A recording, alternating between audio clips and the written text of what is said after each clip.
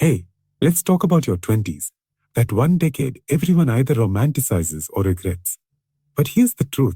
Your 20s are not a party. They're a foundation.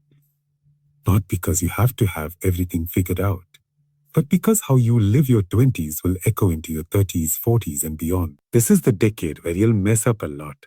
And that's okay, because your 20s are less about success and more about self-awareness. This is not the time to chase perfection. This is the time to chase perspective. Here's the hard truth no one tells you. You will probably not end up where you think you will. And that's a beautiful thing. You'll change careers, relationships, cities, and dreams. You'll lose people. You'll lose yourself. And somewhere in that chaos, you'll start finding the person you're meant to be. So don't waste your 20s pretending to have it all figured out. Use this time to make decisions that future you will thank you for. Read, reflect, build, fail, learn, and above all, be patient. Because growth is not visible while it's happening, but it's always happening. We grow up hearing things like, your 20s will define your life. And while there's truth to that, the way it's framed often causes anxiety. It makes people feel like they're in a race, rushing to get a degree, land a high-paying job, find a life partner, buy a house, and somehow figure it all out before they turn 30. That pressure is toxic. Your 20s are not a race to be one. They are a lab where you're meant to experiment, mess up, and slowly start to understand who you are when the world isn't watching. Think about it. This is the first time in your life you're making real choices for yourself. Until now, your parents, teachers, and school systems largely shaped your world. But suddenly in your 20s, you're in charge of your time, your money, your career, your relationships. That shift is overwhelming, and naturally you're going to make mistakes. But those mistakes aren't failures. They're bricks. Bricks in the foundation you're laying for your future life. What you do in your 20s doesn't have to look impressive. It just has to be intentional. Maybe you switch 3 jobs in 5 years. Maybe you take a year off to travel or figure things out. Maybe you start a side hustle that earns nothing for 2 years. From the outside, it might look like you're lost, but what you're really doing is building depth. You're learning what works for you, and equally important, what doesn't. A house built on weak foundations will crack no matter how beautiful it looks on the outside. That's why your 20s are not about building a facade of success. They're about strengthening your internal structure. Your values, your emotional intelligence, your financial habits, your resilience. These things aren't glamorous on Instagram, but they'll hold your life together when things get messy later on. It's okay if your friends are achieving things faster than you. Someone bought a car, another one got married, someone else got promoted to a managerial role at 26. But here's what no one tells you. Life doesn't reward speed. It rewards alignment. If you move fast in the wrong direction, you're not successful, you're just lost on a bigger scale. Your 20s are your time to find the right direction, not hit the highest speed. Stop treating age 30 like a deadline. It's not. It's a checkpoint, baby. But there is no rule that says you must be successful by then. Some people peak in their 40s. Others pivot in their 50s. You are not late. You are on your own timeline. And the sooner you stop comparing your pace with others, the sooner you'll be able to focus on building something real. Your 20s are less about outcomes and more about inputs. What skills are you building? What kinds of people are you surrounding yourself with? Are you learning to handle failure? Are you spending time with yourself or just numbing boredom with distractions? These inputs may not look like much today, but they compound over time. Like money invested wisely, the returns come later, and they're massive. So don't panic if your 20s feel messy. They're supposed to. This isn't your final chapter. It's your groundwork. What you're doing now is not about proving yourself to the world. It's about preparing yourself for the world. And that's a very different mindset. No one likes to fail. It feels embarrassing, disappointing, and sometimes even shameful. Especially in your 20s, when you're trying so hard to prove that you're capable, smart, and headed in the right direction. Society sells us the idea that failure is something to avoid at all costs. But in reality, failing early is one of the greatest gifts you can receive, because failure, when it happens early, is cheaper, more forgiving, and infinitely more educational than success. In your 20s, you have something that becomes rarer with age of flexibility. You have fewer responsibilities, fewer people depending on you, and more room to take risks.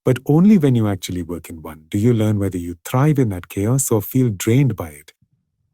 You can dream about being a content creator, a writer, or a designer. But until you start publishing, creating, what most people fear isn't the action. It's the imperfection of it. They want their first try to be right. But that's not how growth works. Your first YouTube video will probably suck. Your first cold email might go unanswered. Your first business pitch might fall flat. It's not supposed to be perfect. It's supposed to get you moving.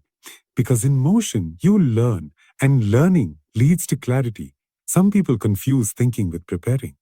They read 50 books on entrepreneurship but never talk to a single customer. They plan a content calendar but never post a single video. That's not preparation. That's procrastination dressed up in productivity clothes. If you're not putting yourself in uncomfortable situations where feedback exists, you're not actually growing. You're just consuming. And consumption without execution is just noise. The beautiful thing about your 20s is that no step is final. You can try something for 6 months, hate it, and switch paths entirely. That doesn't make you a failure. It makes you self-aware. Trying doesn't mean committing for life. It means collecting data. The people who seem so confident in their path, they didn't wake up like that. They tried, they tested, they tweaked. Confidence is clarity, and clarity is earned through action. You also build internal trust every time you act, even when you're unsure. You start to realize, I may not always know the answer, but I trust myself to figure it out. That's powerful, because once you know you can survive uncertainty, you stop waiting for perfect timing. You start creating your own momentum. And in that momentum, you find your direction, not from thinking your way forward, but from moving your way forward. And sometimes action doesn't give you the answer you were hoping for. Sometimes it just tells you what isn't right. But even that is progress. Even that is clarity. If something doesn't feel right after trying it, great, now you know. You've narrowed the field. That's still a win. Because the goal isn't to get it perfect. The goal is to stop standing still. We spend a lot of our 20s chasing external markers of success. Good jobs, high salaries, relationships that look good on paper. But very few of us stop to ask the most important questions. Who am I really? What kind of life actually makes me feel alive? What kind of environment do I thrive in? What do I truly value? These are not easy questions to answer. But the earlier you begin exploring them, the more aligned your choices will be. Because without self-awareness, success can feel like failure in disguise. You might land a high-paying job and still feel miserable. Not because the job is bad, but because it doesn't align with your personality or values. Maybe you're someone who values flexibility, but you're stuck in a rigid corporate culture. Maybe you're deeply creative, but you've buried that side of yourself in the name of stability. If you don't know yourself, it's easy to get caught in lives that look successful on the outside but feel hollow on the inside. And it's very hard to leave a life you spent years building if you never stop to ask yourself, was this even mine to begin with? Self-awareness gives you clarity about your strengths, not the resume kind. Real strengths. Are you the kind of person who works best in teams, or do you thrive in solitude? Do you make better decisions with logic or emotion? Do you need structure or freedom to do your best work? Knowing these things isn't fluff, it's strategy. It helps you make smarter career moves, choose better collaborators, and avoid burnout by working with your nature instead of against it. It also helps you identify your blind spots. We all have. Maybe you're someone who avoids conflict and says yes too often.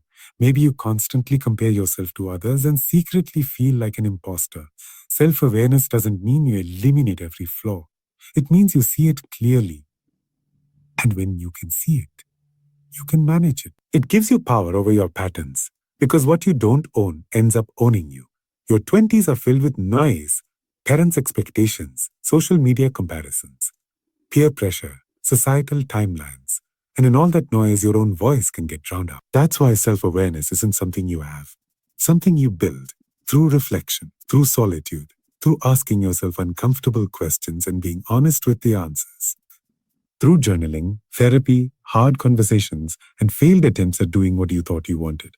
The people who seem most confident in life aren't the loudest or the flashiest. They're the ones who know themselves deeply. They're not trying to prove anything. because they've already figured out what matters to them. That's what self-awareness gives you. Peace. The ability to make choices without second-guessing every move.